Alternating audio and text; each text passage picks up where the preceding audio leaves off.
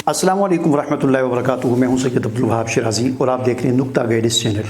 आपने पूछा है, वीडियोस का ये सिलसिला हमारा जारी है और इस सिलसिले की एक और वीडियो लेकर आपके सामने हाजिर हुआ हूँ। नाज़रीन, ईद कुर्बान यानी बकरा ईद, जिसे हम बड़ी ईद भी कहते हैं, वो करीब आ रही है और इस ईद के मौके पर पूरी दुनिया भर के मुसलमान कुर्बानी की एक अहम सुन्नत जो है उसको ज़िंदा करते हैं।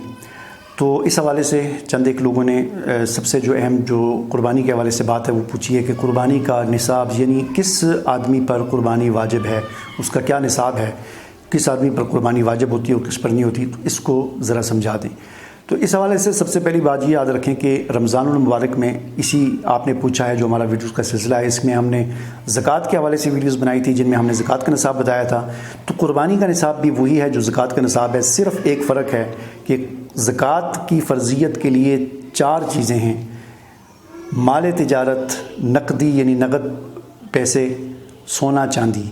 इन 4 चीज़ों को देखा जाता है। ये चारों चीज़ें या इनमें से 3 चीज़ें या इनमें से 2 चीज़ें या इनमें से कोई एक चीज़, सोना चांदी नकदी माल तिजारत, इन 4 में से चारों, तीनों या 2 या कोई एक चीज़ 52.5 तोला चांदी के मिक़दार के बक़दर पहुंच जाए, ठीक है ना, कोई 2 चीज़ें, ठीक है ना, पहुंच जाएं तो उस आदमी पर ज़कात फ़र्ज़ होती है, ठीक है ना।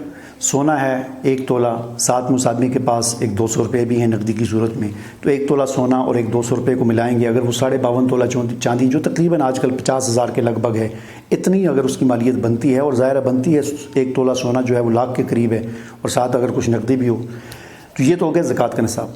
कुर्बानी के निसाब में 5 चीज़ें होती हैं, 4 तो यही हैं। 5वीं चीज़ जो इसमें ऐड करनी होती है, जिसको हिसाब करना होता है, वो होता है ज़रूरत से ज़ायद सामान, ठीक है। यानी सोना, चांदी, नकदी, माल तिजारत और ज़रूरत से ज़ायद सामान, इन 5 चीज़ों के को हम जमा करेंगे, अगर इनका मजमुआ 52.5 तोला चांदी यानी तकरीबन 48-50 हज़ार के मतलब बन गया, तो की मालियत के बराबर बन गया, तो उस आदमी पर कुर्बानी करना वाजिब है, ठीक है ना। इसको एक फ़र्क से मैं आपको समझाता हूँ। मिसाल के तौर पर एक आदमी के पास थोड़ी सी चांदी है, एक अंगूठी हम फ़र्ज़ कर लेते हैं, वो अंगूठी कितने की, ये 5,000 की अंगूठी है चांदी की, और उसके पास एक इसी तरह सोने की एक अंगूठी है, हम फ़र्ज़ कर लेते हैं वो अंगूठी सोने की अंगूठी 15,000 की है, तो 5,000 चांदी की अंगूठी, 15,000 की सोने की अंगूठी, 20,000, ठीक है। उस आदमी के पास जी क्या है, उस आदमी के पास 20,000 नकदी की सूरत में पड़ा हुआ है, कितना हो गया, 40,000। अब हमने हिसाब कराया, पूछा कि 52.5 तोला चांदी कितने की है, तो हमें पता चला जी वो 48,000 की है, और इसके पास जो मालियत बनती है 5,000 चांदी की अंगूठी और 15,000 जो है सोने की अंगूठी, 20 और 20,000 नकदी 40,000, तो हम कहेंगे कि इस पर ज़कात फ़र्ज़ नहीं है, क्योंकि ये तीनों चीज़ें मिलाकर, इसकी नकदी, इसका सोना, इसका चांदी मिलाकर वो 52.5 तोला चांदी की मालियत को नहीं पहुँचा, लिहाजा इस पर ज़कात नहीं है। लेकिन यही शख्स जिसके पास 5,000 की चांदी की अंगूठी, 15,000 की सोने की अंगूठी और 20,000 नकदी हैं, ठीक है ना, ईद कुर्बान का जब मौका आया तो हम क्या करेंगे, हम इसमें हम कहेंगे एक और चीज़ का भी हमने हिसाब करना है। वो क्या है, हम कहेंगे कि आपके घर में जो ज़रूरत से ज़ायद चीज़ें उनको भी बीच में ऐड करें। तो उसने अपने घर में जाकर देखा तो उसके घर में एक बर्तन तो वो थे जो किचन में इस्तेमाल हो रहे हैं, और एक बर्तन वो हैं जो उसने डाइनिंग जो रूम होता है वो कमरे में या कहीं पर अलमारियों में सजा के रखें, सिर्फ दिखाने के लिए या खूबसूरती के लिए, जो ज़रूरत से ज़्यादा हैं, ज़रूरत में कभी वो आते नहीं हैं, ठीक है ना। तो ज़रूरत में आते नहीं हैं, सिर्फ खूबसूरती के लिए, दिखावे के लिए रखे होते हैं। फालतू बर्तन हो गए या फालतू कपड़े हो गए या दीगर जो फालतू चीज़ें हैं। टीवी को भी उलमा ने एक फ़ालतू चीज़ शुमार किया है, ठीक है ना, क्योंकि ये कोई ज़रूरत की चीज़ उलमा ने लिखा नहीं है, ठीक है ना। तो इस तरह ज़रूरत से ज़ायद जो इंसान की ज़रूरत से ज़्यादा चीज़ें हैं उनको भी हम ऐड करेंगे। जब उनको हमने ऐड किया तो वो मिलाकर जी हमने कहा जी 40,000, तो 5,000 की अंगूठी चांदी की, 15 की सोने की, 20,000 इसके पास नकद थे, और ज़रूरत से ज़ायद जो इसके बर्तन पड़े हुए थे वो कोई 20,000 के इसके बर्तन थे ज़रूरत से ज़ायद, या और कोई चीज़ें थी मिला मिलू के, तो वो 30-40,000 वो बन गया, तो ये कुल टोटल 70-80,000 रुपये बन गया। लिहाजा इस पर ज़कात तो फ़र्ज़ नहीं हुई, लेकिन कुर्बानी इस पर वाजिब हो जाएगी। समझ आ गई बात। उम्मीद है कि आपको जिस तरीके से मैंने समझाया, जो मिसाल देकर समझाया है, आपको इससे बात समझ आ गई होगी।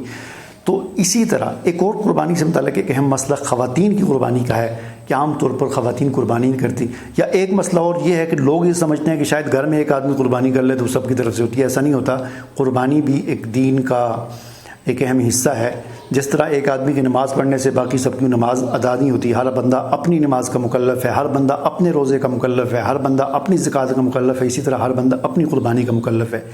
ہر عاقل بالغ مسلمان مرد عورت جو صاحب نصاب ہے اس پر قربانی کرنا واجب ہوتا ہے۔